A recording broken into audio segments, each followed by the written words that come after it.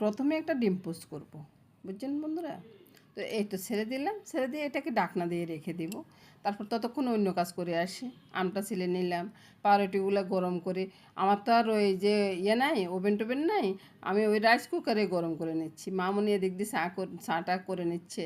তারপরে এই তো দেখুন না, সাজিয়ে নিলাম সব কিছু। এবার সকালবেলার নাস্তাটা খেতে খুব ভালো লাগবে, জলখাবার আর কি, ভুল করে নাস্তা বলে ফেললাম। আর সাজানো থাকলে না খুব ভালো লাগে খেতে। এই তো মামনির চাটা হয়ে গেছে, মামনির চাটা ঢেলে নিচ্ছে। এবার চলে যাব খাওয়ার টেবিলে, সব কিছু নিয়ে আর কি। তো আপনারাও চাইলে খেতে পারেন বন্ধুরা। নমস্কার বন্ধুরা, শুভ সকাল।